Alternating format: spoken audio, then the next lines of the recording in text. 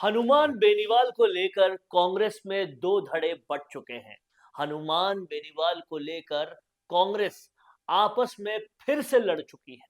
हनुमान बेनीवाल को लेकर एक तरफ अशोक गहलोत और एक तरफ कांग्रेस के दूसरे बड़े जाट नेता आ चुके हैं और इस तरह से हनुमान बेनीवाल से गठबंधन करे या नहीं करे का द्वंद राजस्थान राजनीति में फिलहाल लोकसभा चुनाव से पहले सबसे बड़ा द्वंद बन चुका है।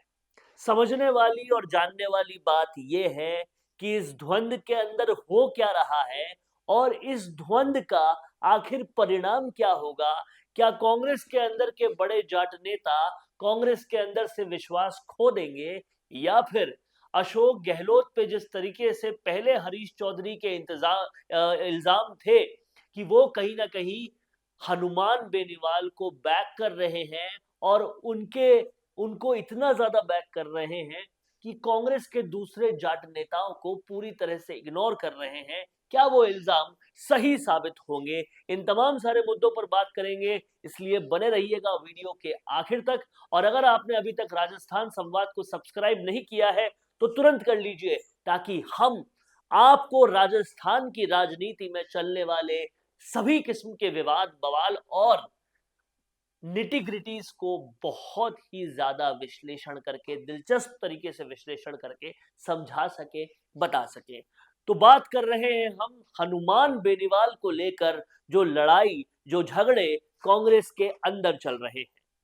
उम्मीद थी सबको कि विधानसभा चुनाव में हारने के बाद तो कम से कम कांग्रेस में एकता आएगी और ये एकता दिखाई देगी, लेकिन हनुमान बेनीवाल से गठबंधन करने के नाम पर ये एकता फिर से टूटती हुई दिखाई दे रही है। मारवाड़ की जो सीटें हैं, बाड़मेर, जैसलमेर, नागौर, पाली और ये तमाम सारी लोकसभा सीटों को लेकर ये जबरदस्त लड़ाई हो रही है, जहां पर एक तरफ अशोक गहलोत का पक्ष ये है कि हनुमान बेनीवाल को ये सीटें दे दी जाए ताकि कांग्रेस जो है वो बाकी सीटों पर कंसंट्रेट करे और बाकी सीटों पर हनुमान बेनीवाल का असर पड़े तो कांग्रेस को ज्यादा सीटें मिले। तो वहीं कांग्रेस के दूसरे जाट नेता मसलन हरीश चौधरी, दिव्या मदेरणा, हिमाराम चौधरी, इन सबका कहना है कि अगर हनुमान बेनीवाल से ये गठबंधन होता है तो कांग्रेस को भारी नुकसान पहुंचेगा। और उनका लॉजिक ये भी है कि हनुमान बेनीवाल जो है वो एक के बाद पार्टियां बदल बदल के आ रहे हैं। पहले वो गठबंधन भाजपा के साथ किया था, फिर आम आदमी पार्टी के साथ, फिर आजाद समाज पार्टी के साथ, और फिर अब जब कांग्रेस में आ जाते हैं तो फिर कोई मतलब नहीं रहेगा और कांग्रेस का वोट बैंक इससे टूटेगा, कांग्रेस की इमेज इससे बहुत ज्यादा खराब होगी।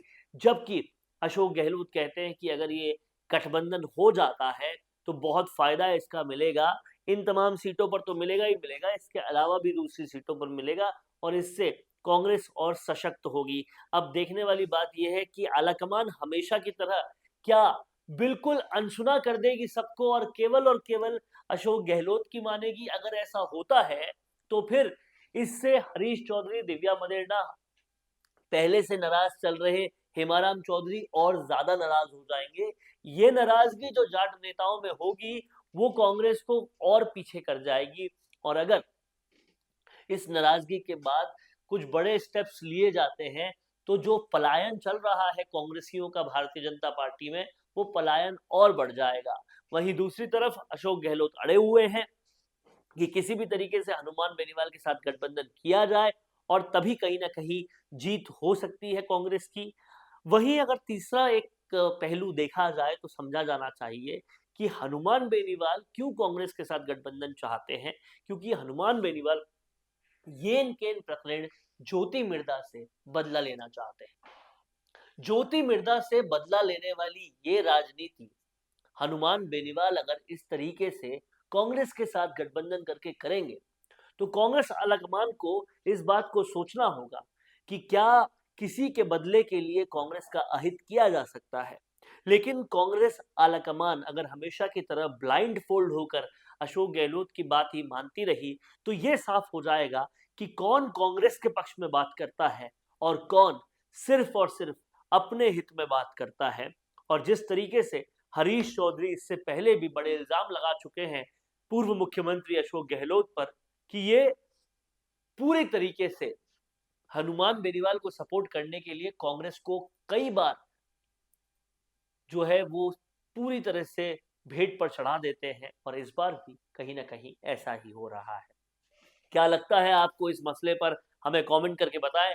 आप अगर हमारी बात से सहमत हैं या फिर आपकी कोई दूसरी राय है, कमेंट जरूर कीजिए। और हम भी ये जानना चाहते हैं कि क्या कांग्रेस का हनुमान बेनीवाल से गठबंधन राजस्थान की सियासत में, लोकसभा की सियासत में कुछ और सीटें कांग्रेस को दे सकता है, या फिर जो बड़े बड़े न्यूज चैनल और उनकी सर्वे एजेंसी सर्वे कर रही है कि इस बार भी आंकड़ा 25-0 का ही रहेगा, भाजपा 25 और बाकी पार्टियां 0, उसी दिशा में आगे बढ़ा जाएगा? लिख डालिए कमेंट बॉक्स में और ज्यादा से ज्यादा इस वीडियो को शेयर कीजिए। नमस्कार। कोरोना सोल्टेक क्वालिटी, डेडिकेशन और कस्टमर सेटिस्फेक्शन को प्रायोरिटी पर रखते हुए हर इंडस्ट्री की इलेक्ट्रिसिटी में कॉस्ट सेविंग कराने और उन्हें रिन्यूएबल एनर्जी की ताकत देने के लिए लगातार काम कर रहा है। क्योंकि कोरोना सोल्टेक में हमारा मानना है कि देश के रिसोर्सेज को सस्टेनेबल बनाने के लिए जरूरी है कि हम सबका उसमें बड़ा कंट्रीब्यूशन हो। इसीलिए सोलर प्रोजेक्ट्स की टाइमली डिलीवरी करते हुए एक पार्टनर की तरह आपकी इंडस्ट्री को हम अपडेट करते हैं और हमेशा आपकी सर्विस के लिए तत्पर रहते हुए सोलर एनर्जी का पूरा पोटेंशियल आपको मिले, इसी दिशा में काम करते हैं।